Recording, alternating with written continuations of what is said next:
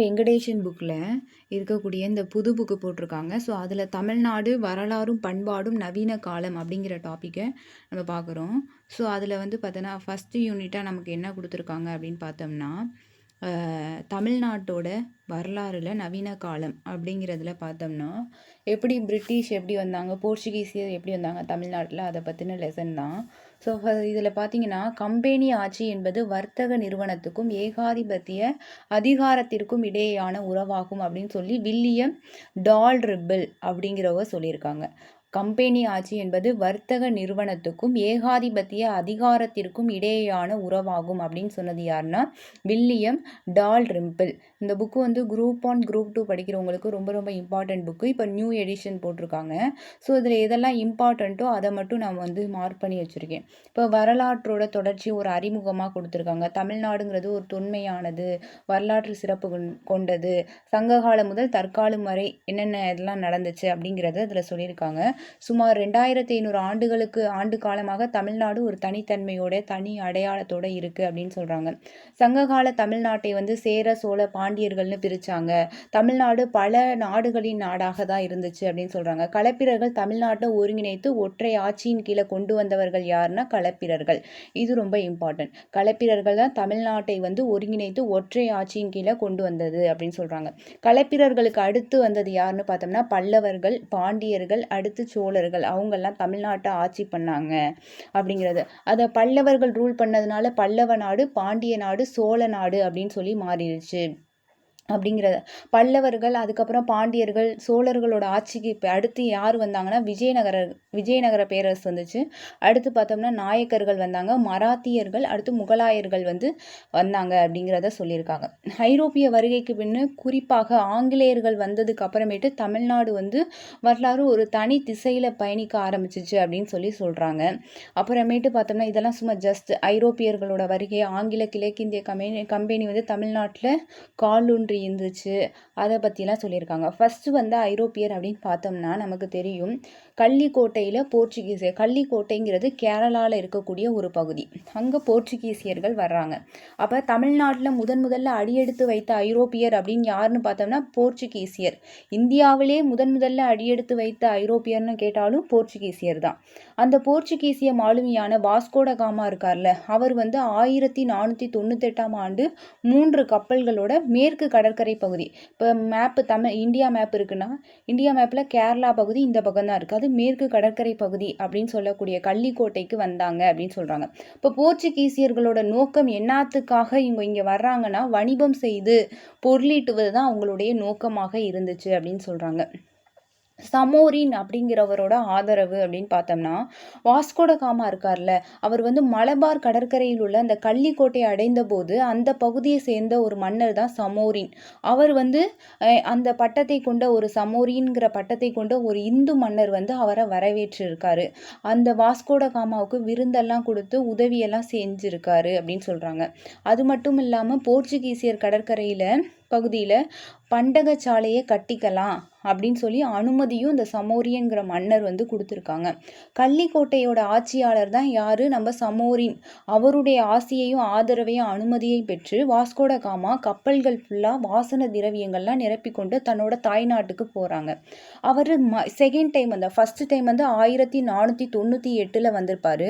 ரெண்டாவது டைம் 1502லையும் 1524 அந்த காலகட்டத்தில் கள்ளிக்கோட்டைக்கு வந்திருக்காரு. கள்ளிக்கோட்டையில் கட்டப்பட்ட அந்த போர்ச்சுகீசிய பண்டக சாலை இருக்குல்ல, அது நல்லா வளர்ந்தது அப்படின்னு சொல்கிறாங்க. அடுத்து கோவாவில் தலைமகம். இப்போ போர்ச்சுகீசியர்கள் வந்து தன்னுடைய ஹெட் குவார்ட்டராக எந்த இடத்த சூஸ் பண்ணியிருக்காங்கன்னு பார்த்தோம்னா கோவாவை சூஸ் பண்ணியிருக்காங்க. 1510 வந்து பார்த்தோம்னா அந்த இடத்த கைப்பற்றி அதை தான் தன்னுடைய தலைமையகமாக போர்ச்சுகீசியர் வச்சுருந்தாங்க. 1510 கோவாவை கைப்பற்றியிருப்பாங்க. அடுத்து வந்து பார்த்தோம்னா கிழக்கு கடற்கரை பகுதியிலையும் பல குடியேற்றங்களை போர்ச்சுகீசியர்கள் ஏற்படுத்தினாங்க. இப்போ போர்ச்சுகீசியரோட நோக்கம் என்னவா இருந்துச்சுன்னு பார்த்தோம்னா அவங்க வந்து பார்த்தோன்னா நிலங்களை வந்து ஆக்கிரமிப்பு செய்யணும் அப்படிங்கிறது கிடையாது. அதுக்கு பதிலாக என்ன அவங்களுடைய நோக்கம் இருந்துச்சுன்னு பார்த்தோன்னா இந்திய அரசர்களோட வர்த்தக உறவு அப்படின்னு சொல்கிறாங்க. ட்ரேடு ரிலேஷனை நல்லா கிரியேட் பண்ணணும். அப்புறம் கிழக்கு கடற்கரை பகுதியில் பார்த்தோம்னா அந்த போர்ச்சுகீசிய சந்தையாக்கி விடணும். கிழக்கு கடற்கரை இப்போ இந்தியா மேப்புன்னு எடுத்துட்டோம்னா அவங்க ஃபஸ்ட்டு இங்கே வந்தாங்க. ஆனால் போர்ச்சுகீசியரோட நோக்கம் என்ன, கிழக்கு இந்த பக்கம் தான் கிழக்கு ஈஸ்ட்டு, இந்த சைடு இருக்கக்கூடிய பகுதியை வந்து போர்ச்சுகீசியரோட சந்தையாக்கி விடணும் அப்படிங்கிறது அவங்களுடைய நோக்கமாக இருந்துச்சு. அதனால் இவர் அதுக்காக என்ன பண்ணாங்க போர்ச்சுகீசியர்னு பார்த்தோம்னா, கத்தோலிக்க மதத்துக்கு நிறையா மக்களை வந்து மதமாற்றம் செய்து விட்டாங்க அப்படின்னு சொல்கிறாங்க. கத்தோலிக்க மதத்துக்கு மதமாற்றம் செய்தாங்க. அது மட்டும் இல்லாமல் அவங்களோட உள்நோக்கம் என்னன்னா, போர்ச்சுகீசிய ஜெஸ்யூட்ஸ் அப்படிங்கிற பாதிரிகள் இருக்காங்கல்ல, பாதிரிமார்களையும் இந்த மாதிரி மதமாற்றம் செய்கிறதுக்கு அவங்கள ஊக்குவித்தாங்க அப்படின்னு சொல்கிறாங்க. நெக்ஸ்ட்டு பார்த்தோம்னா, இந்த ஜெஸ்யூட் இருக்காங்கள்ல, அந்த பாதிரியார் மிஷன் அப்படின்னு சொல்லி ஒரு மிஷன். இப்போ வந்து மதுரையில் வீரப்ப நாயக்கரோட ஆட்சி காலத்தில் இறுதியில் வந்து இந்த ஜெஸ்யூட் பெர்னாண்டஸ் பாதிரியாரோட தலைமையில் ஜெஸ்யூட் பாதிரியார்கள் மிஷன் அப்படிங்கிறது துவங்கப்பட்டது அப்படின்னு சொல்கிறாங்க. இப்போ மதுரையில் வீரப்ப நாயக்கர் ஆட்சி காலத்தோட இறுதியில் ஜெஸ்யூட் பெர்னாண்டஸ் அப்படிங்கிற பாதிரியாரோட தலைமையில் ஜெஸ்யூட் பாதிரியார்கள் மிஷன் அப்படின்னு சொல்லி ஒன்று உருவாக்கப்பட்டது. எப்போ உருவாக்குனாங்கன்னா 1592 உருவாக்குனாங்க. ஸோ இந்த மிஷன் வந்து வீரப்ப நாயக்கரோட அனுமதியோடு தான் உருவாக்கிறாங்க. அவங்களோட ஆதரவோடு தான் இந்த ஒரு மிஷனை உருவாக்கியிருக்காங்க. அந்த ஜெஸ்யூட் பாதிரிகள் மிஷன் மூலமாக என்ன பண்ணாங்கன்னா, மக்களை மதமாற்றம் செஞ்சாங்க. அதற்கான முயற்சிகள்லாம் எடுத்தாங்க. அவர்களுக்குன்னு ஒரு கோயில் கட்டினாங்க. அது மாதா கோயில்னு ஒன்று கட்டினாங்க. இந்த பெர்னாண்டஸ் இருக்கார்ல, இந்த பெர்னாண்டஸ் பாதிரியார் வந்து 14 ஆண்டுகள் இங்கேயே தங்கியிருந்து மதமாற்றம் செய்யக்கூடிய பணிகளை செஞ்சாங்க. இது வந்து ஒன் ஆஃப் த ரீசன் வந்து போர்ச்சுகீசியர் வந்து அவங்களுடைய வர்த்தகம் இதெல்லாம் வீழ்ச்சி அடைகிறதுக்கு இது ஒரு காரணம், மதமாற்றம் ஒரு காரணம்னு சொல்லலாம். அடுத்து ஜெஸ்யூட் பாதிரியார்களின் பங்கும் பணியும் என்னென்ன பண்ணாங்க அப்படின்னு பார்த்தோம்னா, பெர்னாண்டஸ் பாதிரியாருக்கு பின் பார்த்தோன்னா மதுரைக்கு வந்தவர் யாருன்னா ராபர்ட் டி நோப்லி அப்படிங்கிற ஒரு பாதிரியார். இவர் வந்து பார்த்தோன்னா மதுரை நாயக்கர்களுக்கு துணையாக இருந்து அவர்களோட ஆதரவோடு இவர் என்ன சமய பணியை செஞ்சுக்கிட்டு இருக்காரு. யாருன்னு பார்த்தோன்னா ராபர்ட் டி நோப்லி. இவர் வந்து 1643 ஆண்டு பார்த்தோன்னா கிறிஸ்துவ பிரச்சாரத்துக்காக பாதிரியார் டி காங்டனுக்கு அனுமதி அளிக்கப்பட்டது அப்படின்னு சொல்கிறாங்க. கிறிஸ்துவ பிரச்சாரத்துக்காக பாதிரியாராக இருக்கக்கூடிய டி காங்டாவுக்கு வந்து அனுமதி கொடுத்துருக்காங்க. அடுத்து செஞ்சியை ஆட்சி செஞ்சவங்க யாருன்னா பல்லவர்கள். அவரும் பார்த்தோன்னா அந்த செஞ்சியை ஆட்சி செஞ்ச பல்லவர் ஒருவர் கிறிஸ்துவ பணிகளை மேற்கொள்ளும் முயற்சிக்கு ஆதரவாகவும் இருந்தாங்க அப்படின்னு அப்போ வந்து என்ன சொல்கிறாங்க, மதுரை சேர்ந்த நாயக்கர்களும் சரி, செஞ்சியை சேர்ந்த பாலக்காரர்களும் சரி, கிறிஸ்துவ பணிகளை அவங்க மேற்கொள்கிறாங்கன்னா அதுக்கு ஆதரவாக தான் இருந்திருக்காங்க அப்படிங்கிறது தெரியுது. இப்போ மதுரை மிஷன் அப்படிங்கிறத எடுத்துட்டோன்னா, மதுரை நாயக்கர்கள் அப்புறம் பாளையக்காரர்கள் இவங்க 2 பேரும் என்ன பண்ணாங்கன்னா, மதுரை நாயக்கர்கள் பாளையக்காரர்கள் ஆதரவோடு என்ன பண்ணாங்கன்னா மதுரை மிஷன் அப்படிங்கிறத உருவாக்குனாங்க. மதுரை, தஞ்சாவூர், செஞ்சி, வேலூர், கோல்கொண்டா இது வரைக்கும் பார்த்தோன்னா தடைகளை தாண்டி இந்த மதுரை மிஷன் வந்து பரவியதுன்னு சொல்கிறாங்க. மதுரையை சேர்ந்த ராணி மங்கம்மாள் இருக்காங்கல்ல, அவங்க வந்து 1689 ஆட்சி பொறுப்பேற்றாங்க. அவங்க பொறுப்பேற்ற பின் ஜெஸ்யூட் பாதிரிகளுக்கு ஒரு ஊக்கத்தையும் கொடுத்தாங்க, ஆதரவையும் கொடுத்தாங்க. ராணியோட ஆதரவோடு அந்த ஜெஸ்யூட் பாதிரியார்கள் என்னன்னா இன்னும் மேலும் முனைப்போட செயல்பட ஆரம்பிச்சாங்க. தூத்துக்குடி பரவர்கள் அப்படிங்கிறது, தூத்துக்குடியை சேர்ந்த அந்த பரவருங்கிறது விஜயநகர பேரரசோட விசுவாசிகள் என்றாலும் அவர்கள் எதிர்பார்த்ததை போன்று விஜயநகர பேரரசு அவர்களுக்கு பாதுகாப்பு அளிக்கலை. பரவர்கள் வந்து பார்த்தோன்னா தூத்துக்குடியை சேர்ந்த பரவர்கள் வந்து விஜயநகர பேரரசுக்கு ரொம்ப சப்போர்ட்டர்ஸ் தான். ஆனால் விஜயநகர பேரரசு திரும்பி அவங்களுக்கு வந்து எதிர்பார்த்த அந்த ஒரு ஆதரவு கிடைச்சிச்சா, பாதுகாப்பு கிடைச்சிச்சானா கிடைக்கல. ஸோ அதுக்கப்புறம் என்ன ஆச்சுன்னு பார்த்தோம்னா, மேலும் அவர்கள் நாயக்கர்களின் பல்வேறு கொடுமைகளுக்கு இந்த தூத்துக்குடியை சேர்ந்த பரவர்கள் ஆளாகுனாங்க. ஸோ இதனால் என்னாச்சு, வெறுப்புற்ற அந்த பரவர்கள் போர்ச்சுகீசியரோட உதவியை நாடினாங்க. அந்த பரவர்களோட வேண்டுகோளை ஒரு வாய்ப்பாக பயன்படுத்தி என்ன பண்ணாங்கன்னா, போர்ச்சுகீசியர் 1583 இந்த தூத்துக்குடி பரவர்களுடன் தங்கி அவங்களுடைய சுக துக்கங்கள் எல்லாத்துலேயும் பங்கேற்று அவங்களுக்கு நம்பிக்கையை ஊட்டி ஒரு மதமாற்ற செயல்களில் ஈடுபட்டாங்க. ஆயிரக்கணக்கான பரவர்கள் தீட்சை அப்படின்னு சொல்லக்கூடிய பேப்டிசம் அப்படிங்கிறது அதுதான் மதமாற்றம் செய்யப்பட்டு அவங்க வந்து தூத்துக்குடி பறவர்கள் வந்து மதம் மாறினாங்க, கிறிஸ்துவத்துக்கு மதம் மாறினாங்க. இப்போ நம்ம பார்த்ததுலேருந்து போர்ச்சுகீசியர்கள் வந்து பற்றின ஒரு மதிப்பீடு அப்படின்னு சொல்லி நம்ம பார்த்தோம்னா, விஜயநகர பேரரசரோட அலட்சிய போக்கு, அதனால் வந்து என்ன நிறையா மக்கள் வந்து மதமாற்றத்துக்கு ஒத்துக்கிட்டாங்க. அப்புறம் நாயக்கர்களும் ரொம்ப கொடுங்கோலான ஒரு ஆட்சி நடத்தினதுனால தான் இந்த பறவர்களோட மதமாற்றத்துக்கு காரணம் சொல்லி ராஜையன் அப்படிங்கிறவர் சொல்லியிருக்காரு. ராஜையன் என்ன சொல்லியிருக்காரு? விஜயநகர பேரரசோட அலட்சிய போக்கு, நாயக்கர்களோட கொடுங்கோன்மை, இதுதான் வந்து தூத்துக்குடி பறவர்கள் வந்து மதமாற்றத்துக்கு காரணம் அப்படின்னு சொல்லி யார் சொல்லியிருக்காருன்னா ராஜையன் அப்படிங்கிறவர் சொல்லியிருக்காங்க. அது மதமாற்றத்தின் காரணமாக இந்த தூத்துக்குடி போர்ச்சுகீசியரின் சமய செல்வாக்கு மையமாயிற்று. இப்போ தூத்துக்குடியை சேர்ந்த அந்த பறவர்கள் தானே மதமாற்றத்துக்கு ஒத்துக்கிட்டாங்க. ஸோ இதனால் வந்து போர்ச்சுகீசியர்களோட சமய செல்வாக்கோட மையமாக எது இருந்துச்சுன்னு பார்த்தோம்னா தூத்துக்குடி தான் இருந்துச்சுன்னு சொல்லி ஸ்ரீனிவாச்சாரியார் சொல்லியிருக்காரு. அடுத்தது பார்த்தோம்னா சூதங்க கிறிஸ் மதமாற்றத்தின் விளைவாக பல்லாயிரக்கணக்கான பிற்படுத்தப்பட்டோர், தீண்டத்தகாதவர் என்று புறக்கணிக்கப்பட்ட, பல்வேறு கொடுமைகளுக்கு உள்ளாக்கப்பட்ட, புறந்தள்ளப்பட்ட, பிற்படுத்தப்பட்ட அந்த பறவர் குடும்பங்கள் புது வாழ்வு பெற்றாங்க இதுலேருந்து. அதுக்கப்புறமேட்டு அவர்களுக்கு மறுவாழ்வும் கிடைச்சிச்சு. பறவர்களுக்கு ஒரு சமூக அளவில் அங்கீகாரமும் அந்தஸ்து அடையாளமும் கிடைச்சிச்சு. சுயமரியாதையோடு சுதந்திரமாக வாழ ஆரம்பித்தாங்க இந்த மதமாற்றத்துக்கு பிறகு அப்படின்னு சொல்லி சொல்கிறாங்க.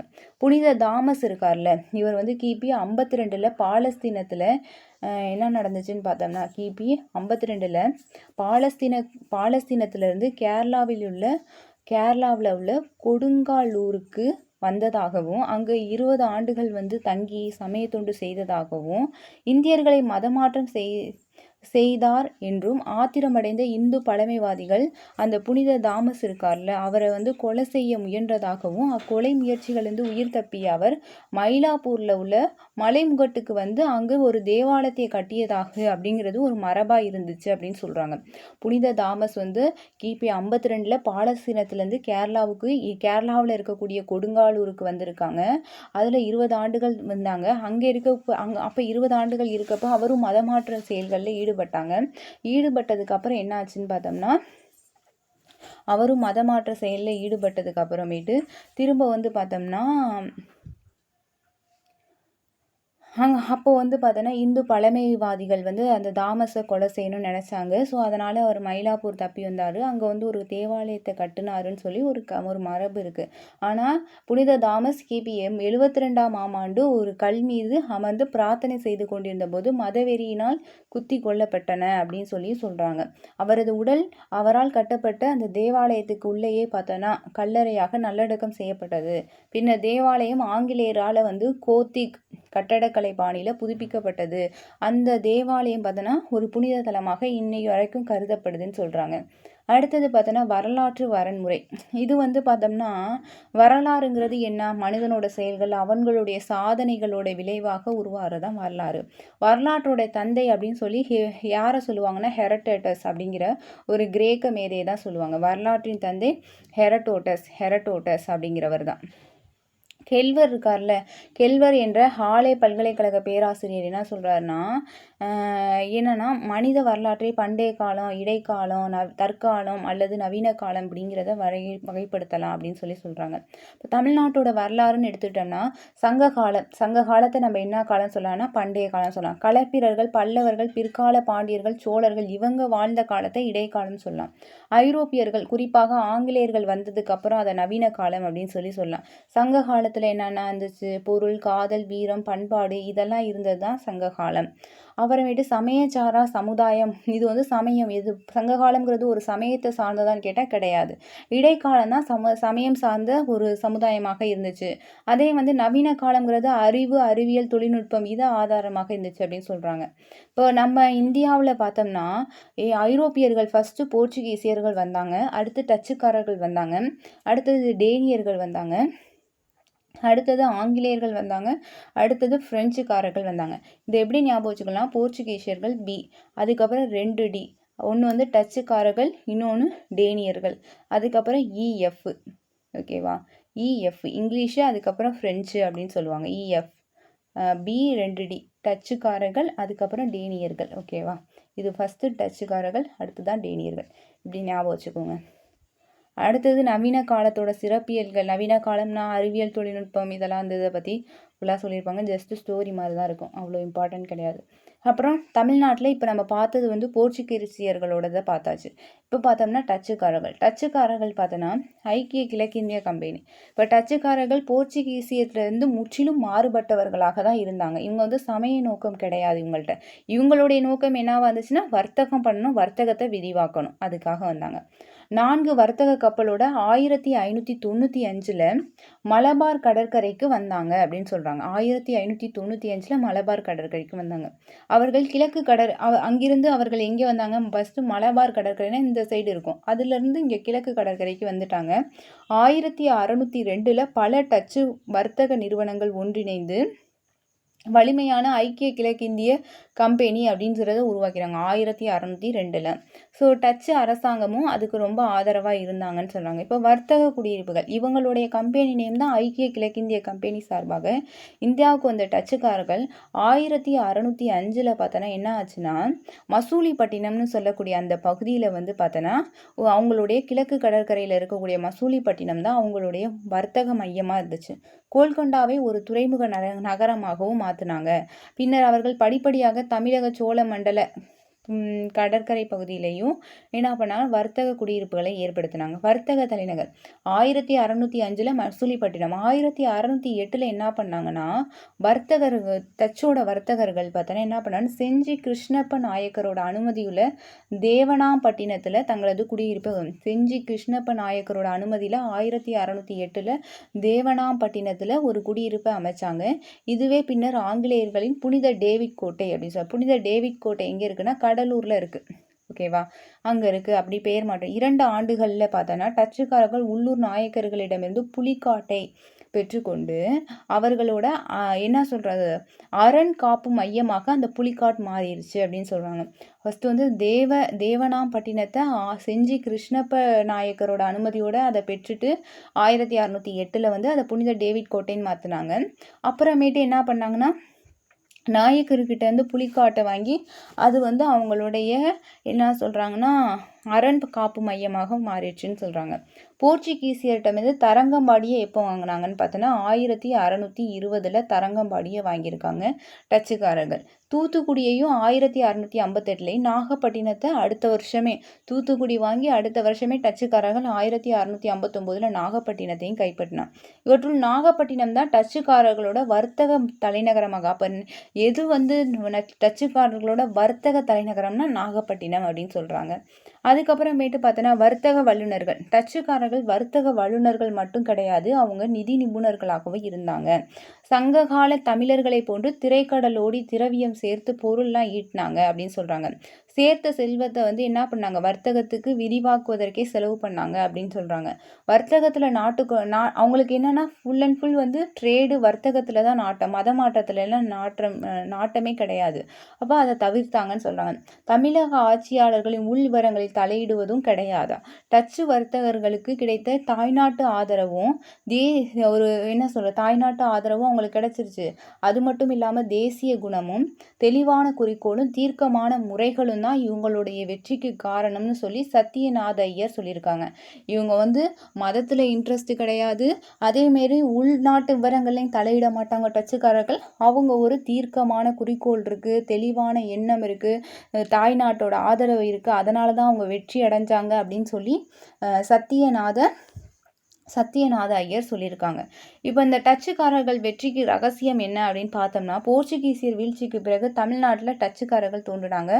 அவங்க தான் நாகப்பட்டினம் தான் அவங்களோட தலைநகரமாக மாறிடுச்சு. நிறையா கோட்டையெல்லாம் கட்டினாங்க. கோட்டைகள் வந்து பார்த்தோன்னா டச்சு ஆளுநரோட இருப்பிடமாக மாறிடுச்சு.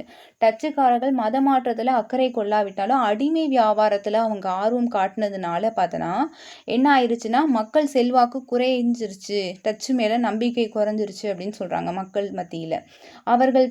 மேலும் அவர்கள் ஆங்கிலேயர்கள் வர்த்தக சவாலை சமாளிக்கவும் உங்களால் முடியலை, இங்கிலீஷ் வந்துட்டாங்க, அவங்கள சமாளிக்க முடியல. அதனால டச்சுக்காரர்கள் தமிழ்நாட்டை விட்டு வெளியேறிட்டாங்க. தமிழ்நாட்டில் டச்சுக்காரர்கள் செல்வாக்கு உயர்நிலை விரிவடைந்தது. அவர்கள் வணிபத்திலையும் சரி, கப்பல் ஓட்டுவதிலையும் சரி, தொழில் நுணுக்கத்திலையும் சரி, பிற நாட்டு ஐரோப்பியரை விட மேம்பட்டு தான் இருந்தாங்க. இவர்களது வெற்றி ரகசியம் அவர்கள் நோக்கத்தில் உருவாக்கவும் அதை அடையும் முறையில் உறுதியாகவும் இருந்ததுமாக. அதனால தான் அவங்க நோக்கம் கரெக்டாக இருந்துச்சு. அதனால தான் அவங்க வெற்றி பெற்றாங்க அப்படிங்கிறத சொல்கிறாங்க. அடுத்தது பார்த்தோம்னா நம்ம ஃபர்ஸ்ட் போர்ச்சுகீஸ் பார்த்தோம். அடுத்தது டச்சுக்காரர்கள் வந்தாங்க. அடுத்து டேனியர்கள் வர்றாங்க. ஓகேவா? இவங்க 1616 சொல்லக்கூடிய 1616 டென்மார்க் கிழக்கிந்திய கம்பெனி மன்னர் பார்த்தோன்னா 4ஆம் கிறிஸ்டியனது பேராதரவோட துவக்கப்பட்டது. இந்த டென்மார்க் கிழக்கிந்திய கம்பெனி 4ஆம் கிறிஸ்டியன். இவர் 4 ஆண்டுகளுக்கு பிறகு 1620ஆம் ஆண்டு என்ன ஆச்சுன்னா, மன்னர் கிரேப் தலைமையில் பார்த்தோன்னா சில வர்த்தகர்களை தஞ்சாவூருக்கு அனுப்பினாங்க. எந்த மன்னர் தலைமையில்? கிரேப் தலைமையில் வர்த்தகர்கள் தஞ்சாவூருக்கு வர்றாங்க. தஞ்சாவூருக்கு வந்த வர்த்தகர்கள் என்ன பண்ணாங்கன்னா, தஞ்சை ரகுநாத நாயக்கரோட பேச்சுவார்த்தை நடத்தி அவங்களோட ஆதரவோட தரங்கம்பாடியில் பார்த்தோன்னா என்ன பண்ணாங்கன்னா, தங்களோட வர்த்தக மையத்தை நிறுவுறாங்க அப்படின்னு சொல்கிறாங்க. ஃபஸ்ட்டு 1616 டென்மார்க்கு கம்பெனியை உருவாக்குறாங்க. அதுக்கப்புறம் 1620 ஒரு மன்னர் பார்த்தோன்னா கிரேப் தலைமையில் தஞ்சாவூர் வர்றாங்க. தஞ்சாவூருக்கு வந்த பிறகு அந்த தஞ்சையை சேர்ந்த ரகுநாத நாயக்கரோட பேச்சுவார்த்தை நடத்தி தரங்கம்பாடி தஞ்சாவூர், அதுக்கப்புறம் ரகுநாத நாயக்கரோட பேச்சுவார்த்தை நடத்தி தரங்கம்பாடியில் ஒரு வர்த்தக மையத்தை உருவாக்குறாங்க. இப்போ ரகுநாத நாயக்கர் டேனியர்களுக்கு பார்த்தோன்னா குடியேற்றத்தை விரும்பி வரவேற்றதாக. அப்போ ரகுநாத நாயக்கர் தான் இங்கே இம்பார்ட்டண்ட்டான ரோல் பண்ணியிருக்காங்க டேனியர்கள் இங்கே வர்த்தகம் பண்ணுறதுக்கு. அப்படி வரவேற்றதாக யார் சொல்கிறான்னா சத்தியநாத ஐயர் அப்படிங்கிறவர் சொல்லியிருக்காரு. சத்தியநாத ஐயர். திறமைமிக்க வர்த்தகர்கள். டேனியர்களும் நல்ல ஒரு திறமைமிக்க வர்த்தகர்கள். அவர்கள் தேயிலை இருக்குல்ல, அதை தான் இறக்குமதி செய்கிறாங்க அதிக அளவில். அதில் பெரும்பகுதியை எங்கே ஏற்றுமதி பண்ணுவாங்கன்னா, இறக்குமதி செய்கிறது தேயிலையை அதிகமாக இறக்குமதி செஞ்சு அதை பிரிட்டனுக்கு தான் அனுப்புவாங்க அப்படின்னு சொல்கிறாங்க. அப்புறம் டச்சு கிழக்கிந்திய கம்பெனி இருக்குல்ல, அந்த கம்பெனி தமிழக பொருட்களை மலாய் தீவு கூட்டத்துக்கு கொண்டு சென்று விற்பனை செய்தனர் அப்படின்னு சொல்கிறாங்க. டச்சு தமிழகத்து பொருட்களை மலாய் தீவுகளுக்கு கொண்டு போவாங்க. திரும்பும்போது வாசனை திரவியங்களை கொண்டு வியாபாரம் இங்கே செய்வாங்க அப்படின்னு சொல்கிறாங்க. இப்போ தரங்கம்பாடி தான் வந்தாங்க. ஏன்னா தஞ்சாவூருக்கு வந்தோடனே தஞ்சையை சேர்ந்த ரகுநாத நாயக்கரோட உதவியோட தரங்கம்பாடியில் வர்த்தக மையத்தை யார் உருவாக்குனாங்க? டேனியர்கள். இப்போ இந்த டேனியர்கள் தரங்கம்பாடியில் என்னென்ன பண்ணாங்க அப்படின்னு பார்த்தோம்னா, தரங்கம்பாடியை ரொம்ப பெரிதும் நேசித்தாங்க. தரங்கம்பாடி அப்படின்னா என்னன்னு சொன்னால், இசைப்பாடும் அலைகளை கொண்ட இடம் அப்படிங்கிறதான் தரங்கம்பாடி. தரங்கம்பாடிங்கிறது இசைப்பாடும் அலைகளை கொண்ட இடம் அப்படிங்கிறது தான் அதோட மீனிங் அப்படின்னு சொல்கிறாங்க. தரங்கம்பாடியை டேனிஸ்பர்க் அப்படின்னு சொல்லி கூட அழைப்பாங்க. ஏன்னா டேனியர்கள் இருந்ததுனால டேனிஸ்பர்க். இந்த கவிதை பாடும் கடலோர கடற்கரையில் பார்த்தோன்னா டேனிய தளபதி ஓவே ஜேடே அப்படிங்கிற ஒரு கோட்டையை டேனிய தளபதி ஓவே ஜேடே இருக்கார்ல, அவர் ஒரு கோட்டையை கட்டியிருக்காரு அப்படின்னு சொல்கிறாங்க. அடுத்து பார்த்தோன்னா துவக்கத்தில் அக்கோட்டை ஆளுநரும் அதிகாரிகளும் பயன்படுத்தின. அப்புறம் குடியிருப்புகள்லாம் கட்ட ஆரம்பித்தாங்க. 1620 டேனியர்கள் தரங்கம்பாடிக்கு அங்கே இருந்த ஒரு அழகான சிற்ப வேலைப்பாடுகளுடன் கூடிய மாசிலாமணி நாதர் அப்படிங்கிற ஒரு ஆலயம் இருப்பதை கண்டு அதிசயம் பார்த்தாங்க. மாசிலாமணி ஒரு நாதர் அப்படிங்கிற ஒரு ஆலயத்தை ரொம்ப அதிசயமாக பார்த்தாங்க அப்படின்னு சொல்கிறாங்க. தரங்கம்பாடியில் இருந்தது. அதுக்கப்புறம் அக்கோயில் பார்த்தோன்னா 1305 பார்த்தோன்னா மாரவர்மன் சுந்தர பாண்டிய மன்னரால் கட்டப்பட்டது அப்படிங்கிறது தெரிய வந்துச்சு. அந்த கோயிலுக்கு எந்த இடையூறுமே இல்லாமல் அவங்க என்ன பண்ணாங்க, டேனியர்கள்னா சியோன் தேவாலயத்தை 1701 கட்டியிருக்காங்க அப்படின்னு சொல்கிறாங்க. மாசிலாமணி நாதர் ஆலயம் இருக்குது. அந்த ஆலயம் யாரால் கட்டப்பட்டது அப்படின்னு பார்த்தோம்னா 1305 மாரவர்மன் சுந்தர பாண்டியனால் கட்டப்பட்டது. அந்த கோயிலுக்கு எந்த ஒரு இடையூறும் இல்லாமல் சியோன் தேவாலயத்தை 1701 யாரு கட்டினாங்கன்னு பார்த்தோம்னா டேனியர்கள் தான் கட்டியிருப்பாங்க. பின்னர் அங்கு என்ன பண்ணான்னா ஆளுநர் அரண்மனையும் நுழைவாயிலும் கட்டப்பட்டுச்சு அப்படின்னு சொல்கிறாங்க. ரொம்ப ஐரோப்பிய பாணியில் ஒரு உயரமான மதில் சுவரோடு அது எழுப்பப்பட்டது. சுருங்கக்கூறின்னு பார்த்தோன்னா இப்போ தரங்கம்பாடின்னு எடுத்துட்டோம்னா ஒரு எழில் கொஞ்சம் பண்பாட்டின் பட்டிடமாக தான் அந்த தரங்கம்பாடி இருந்துச்சு அப்படின்னு சொல்கிறாங்க. 1729 டென்மார்க் கிழக்கிந்திய கம்பெனி புதுப்பிக்கப்பட்டு அதுக்கப்புறம் என்னாச்சுன்னா ஆசிய கம்பெனி என்ற பெயரில் மேலும் 40 ஆண்டுகள் பார்த்தோன்னா ஏகபோக வர்த்தக உரிமை பெற்று இருந்துச்சு. 1729 அந்த டென்மார்க் கிழக்கிந்திய கம்பெனி புதுப்பிக்க தோற்கடிக்கப்பட்டு என்ன பேரில் புதுப்பிச்சாங்கன்னா ஆஸ்திய கம்பெனின்னு புதுப்பிச்சு 40 ஆண்டுகள் நல்ல வர்த்தகம் பண்ணாங்க அப்படின்னு சொல்கிறாங்க. அதுக்கப்புறமேட்டு என்ன சொல்ல, எனினும் கம்பெனியால் எதிர்பார்த்த வர்த்தக வெற்றியை பெற முடியலை அப்படிங்கிறாங்க. பிரிட்டனால் தோற்கடிக்கப்பட்டு டென்மார்க் தனது இந்திய வர்த்தகத்தை என்ன பண்ண அனைத்தையும் பிரிட்டனுக்கு விற்றுட்டு போயிட்டாங்க. 1845 டேனியர்கள் தன்னுடைய வர்த்தகத்தை ஆங்கிலேயர்களுக்கு வித்துட்டு போயிட்டாங்க. 1845 ரொம்ப இம்பார்ட்டண்ட். அடுத்து தரங்கம்பாடி லூதரன் மிஷன் அப்படிங்கிறது பார்த்தோம்னா சீகன்பர்க் இருக்கார்ல, இதில் சீகன்பால்க் அப்படிங்கிறவர் ரொம்ப இம்பார்ட்டண்ட்டான ஒருத்தவர். இவர் என்னன்னா பார்த்தலோமியோ சீகன்பால்க் அப்படிங்கிறவர் ஒரு ஜெர்மானியர். இவர் ஜெர்மானிய சாக்சனியில் உள்ள புல்சூஸ் என்ற சிற்றூரில் 1683 ஜூன் மாதம் 24 ஒரு ஏழை கிறிஸ்துவ பற்று மிகுந்த ஒரு குடும்பத்தில் பிறந்தார் அப்படின்னு சொல்கிறாங்க. 1683. இவர் என்ன பண்ணார்னா ரொம்ப அதிக அறிவாற்றலை பெற்று இருந்தாரா. இவர் இசையிலேயும் நாட்டமுடையவராக இருந்தார். ஹாலே பல்கலைக்கழகத்தில் சீகன்பால்க் லூதரிச சித்தாந்தத்தில் சிறப்பு தேர்ச்சி பெற்றார் அப்படின்னு சொல்கிறாங்க.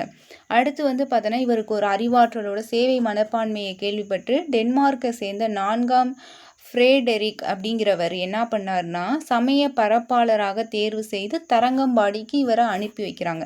நம்ம இவ்வளோ நேரம் பார்க்குறது ஃபுல்லாகவே என்னன்னா டேனியர்களை பற்றி தான் பார்க்குறோம். டேனியர்களில் இருக்கக்கூடிய ஒரு ஆள் தான் சீகன்பால்க் அப்படிங்கிறவர். இவரை தான் 4ஆம் ஃப்ரேடெரிக் அப்படிங்கிற மன்னர் இவரை அனுப்பி வைக்கிறாரு தரங்கம்பாடிக்கு. இவர் என்ன பண்ணுறாருன்னா இவர் பார்த்தோன்னா இவர் மேலே ரொம்ப மரியாதையாக துறைமுகத்துக்கு மன்னரே நேரில் வழி அனுப்பி வைக்கிறாங்க சீகன்பால்க்கு இந்தியாவுக்கு வந்த பிறகு என்னாச்சுன்னா லூதர் அமைப்பை சேர்ந்த முதல் மறுபியக்க சமய பரப்புலியர் அப்படிங்கிறவர் ஆவாங்க அப்படின்னு சொல்லுவாங்க. சீகன்பால்க்கு தான் இந்தியாவுக்கு வந்த லூதர் அமைப்பை சேர்ந்த முதல் மறுபியக்க சமய பரப்புலியர் அப்படிங்கிறத சொல்லுவாங்க. இவர் இருக்கார்ல சீகன்பால்க், அவர் என்னென்ன கல்வி பணி செஞ்சார்னு பார்த்தோம்னா தரங்கம்பாடிக்கு அந்த சீகன்பால்க் இருக்கார்ல, அவர் பார்த்தோன்னா தாழ்த்தப்பட்ட புறக்கணிக்கப்பட்ட தீண்டத்தகாத ஒதுக்கப்பட்ட மக்களுடைய கல்விக்காக இவர் நிறையாது செஞ்சிருக்காரு.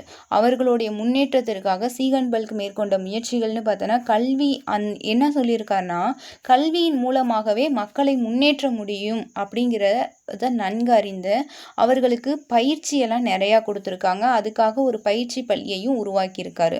மக்களின் மொழியை நன்கு கற்றுக்கொண்ட அந்த சீகன்பால்க் இருக்கார் தமிழை தான் அந்த பயிற்சி மொழியாகவும் ஆக்குனாரு. 1707 பெண் கல்வியை முக்கியத்துவத்தை உணர்ந்து பெண்களுக்கு கல்வி கொடுக்கணும்னு சொல்லி ஒரு பள்ளியை நிறுவியிருக்காரு. சாதி சமய நிற வேறுபாடின்றி அந்த பள்ளியில் பெண்கள் சேர்த்து கொள்ளப்பட்டன. அந்த பள்ளியை நிர்வகிக்கும் பொறுப்பை யார்கிட்ட கொடுத்தாரு அப்படின்னு பார்த்தோன்னா ஒரு விதவையர் குழுவிடம் இந்த பெண்கள் பள்ளியை நீங்கள் தான் பார்த்துக்கணும்னு சொல்லி கொடுத்துருப்பாரு.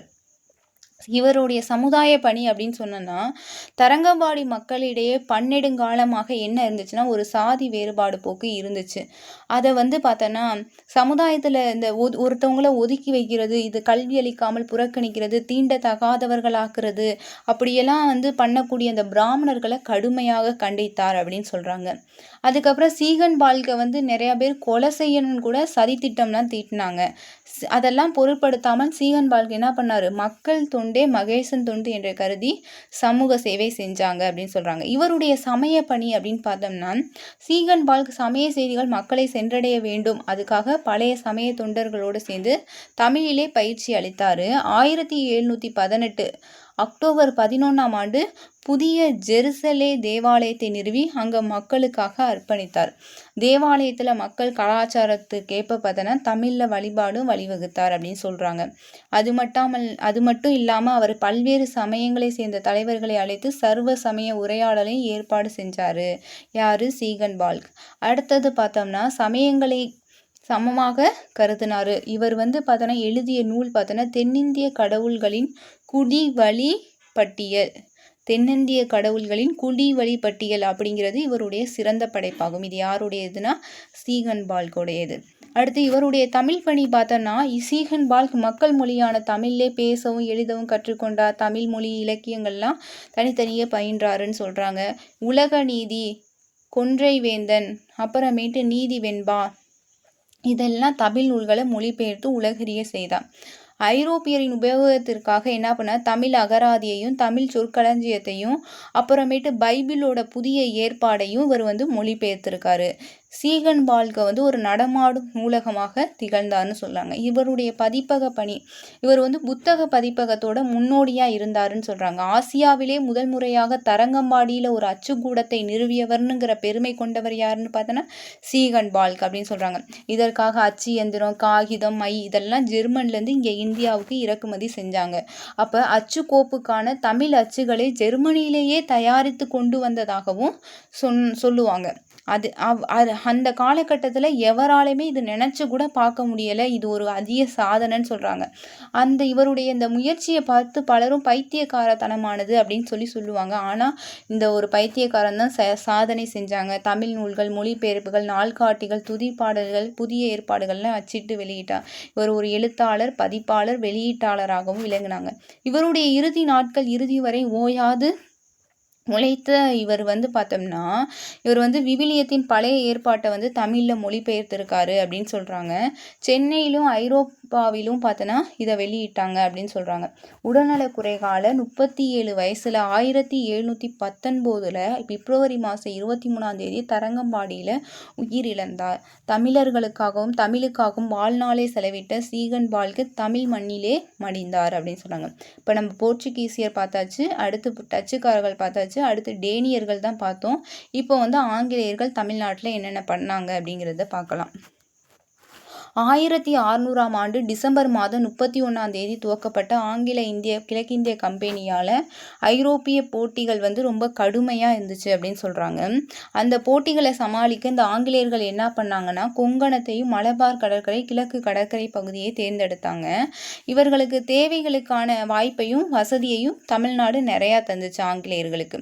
பிரான்சிஸ் டே இவர் தான் வந்து தமிழ்நாடு அப்போது யாருடைய பேரரசின் கீழே இருந்துச்சுன்னா விஜயநகர பேரரசோட கீழே இருந்துச்சு. பிரான்சிஸ் டே அப்படிங்கிற ஒரு ஆங்கிலேயர் பார்த்தோன்னா பூந்தமல்லி நாயக் பூந்தமல்லி நாயக் தமரிலா வேங்கடப்பாவோலேருந்து 1639 அதே மாதிரி 22 ஆகஸ்ட் 22 வரும். ஆகஸ்ட் 22 மதராஸ் பட்டினத்தை ஒரு குடியிருப்பையும் கோட்டையும் கட்டி கொள்வதற்காக அனுமதியை யாருக்கிட்ட கேட்டாருன்னு பார்த்தோன்னா பூந்தமல்லி நாயக் தமரிலா வேங்கடப்பா கிட்ட கேட்டார். அவர் வந்து என்ன பண்ணான்னா இந்த அனுமதியை விஜயநகர பேரரசர் 2வது வேங்கடா வந்து உறுதியும் செஞ்சார். 2வது வேங்கடா பேரரசர் வேங்கடாவின் தந்தை பெயர் என்னன்னா சென்னா. அவருடைய பெயரை வந்து நினைவாக சென்னப்பட்டினம் அப்படிங்கிறத பெயரிட்டாங்க.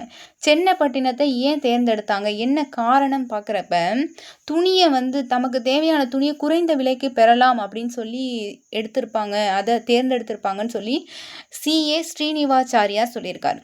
பிரான்சிஸ் டே சாந்தோமிலிருந்து காதலியை அடிக்கடி சந்திக்கலாம் அப்படிங்கிற நோக்கத்தில் சென்னப்பட்டினத்தை தேர்ந்தெடுத்திருக்கலாம்னு சொல்லி இந்தியாவில் பிரிட்டிஷரின் சமூக வாழ்க்கையை பற்றி எழுதியுள்ள டெனி கின்கெய்டு சொல்கிறாரு.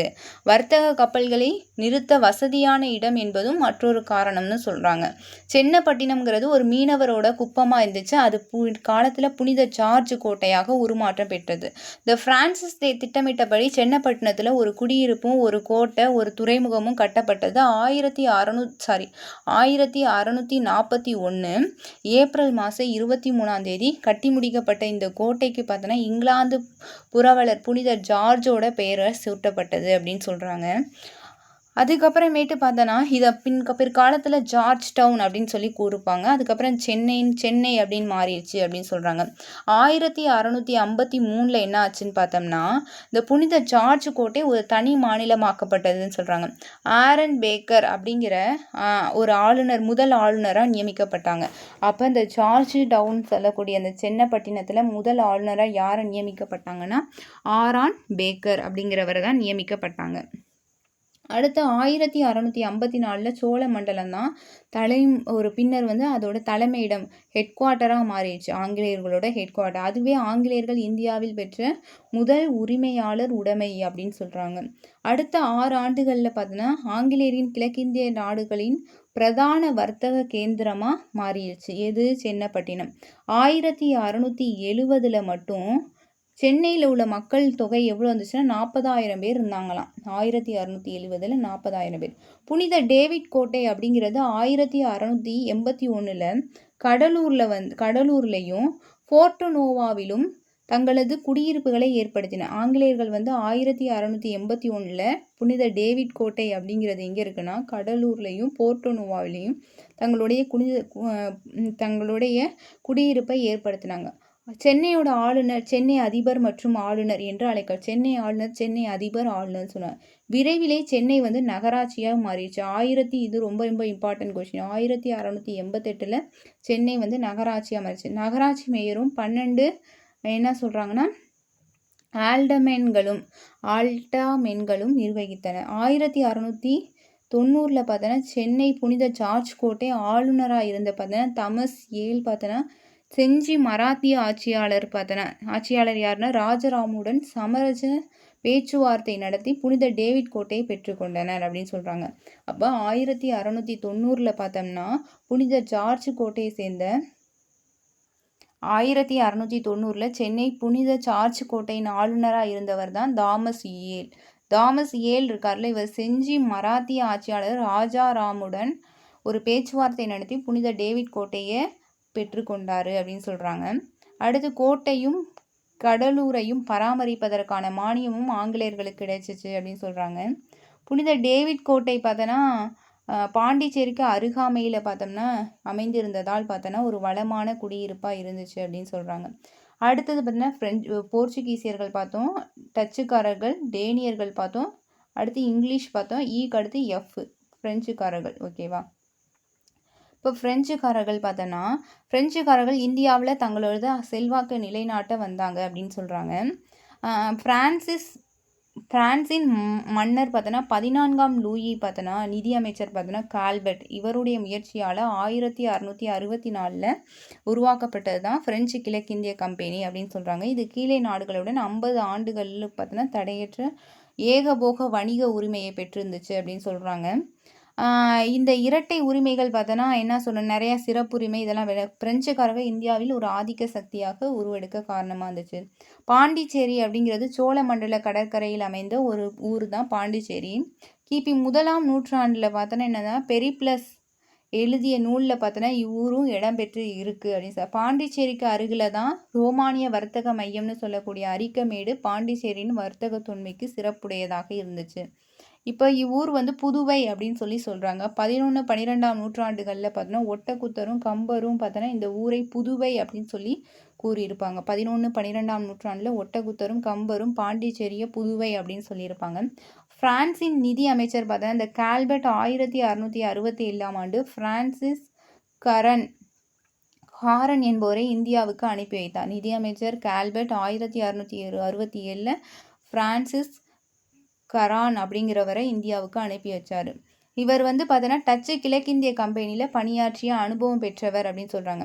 கரான் சூரத்திலும் மசூலிப்பட்டினத்திலையும் தொழிற்பேட்டைகளை அமைச்சார். சூரத்தில் 1668 மசூலிப்பட்டினத்தில் அடுத்த வருஷம் 1669 தொழிற்பேட்டை அமைச்சார். சென்னை சாந்தோமை கைப்பற்றும் அவருடைய முயற்சி டச்சுக்காரர்கள் முறியடித்தாங்க அப்படின்னு சொல்கிறாங்க. எப்போனா 1674.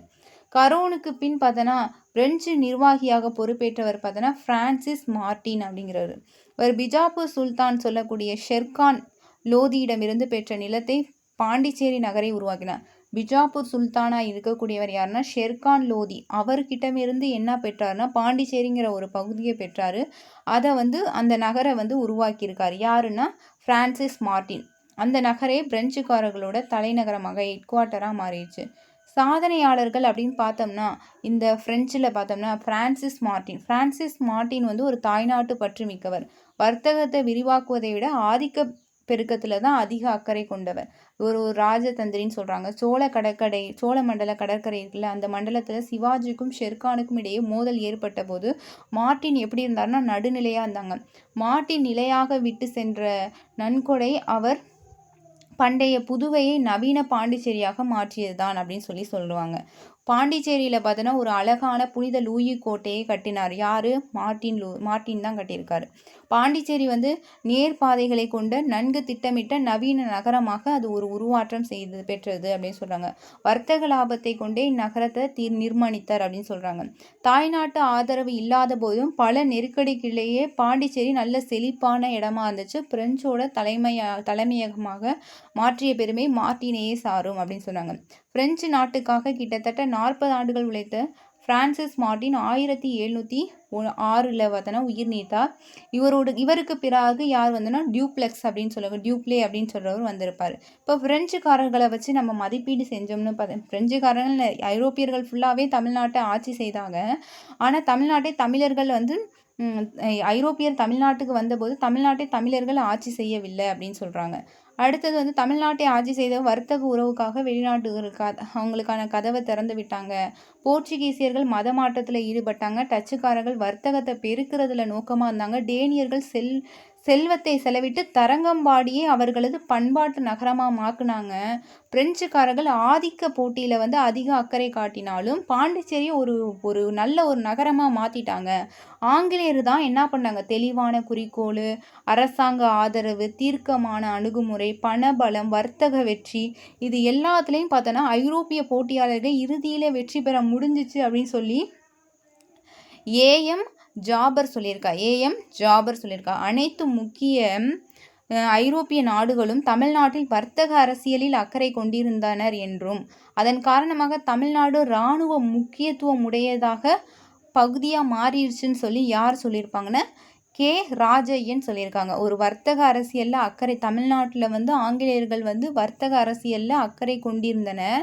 அது மட்டும் இல்லாமல் தமிழ்நாடு இராணுவ முக்கியத்துவம் உடைய ஒரு பகுதியாக மாறிடுச்சுன்னு சொல்லி யார் சொல்லியிருப்பாங்கன்னா கே. ராஜையன். இதோடைய இந்த வெங்கடேசன் புக்கோட ஃபஸ்ட் யூனிட் முடியுது. தேங்க்யூ.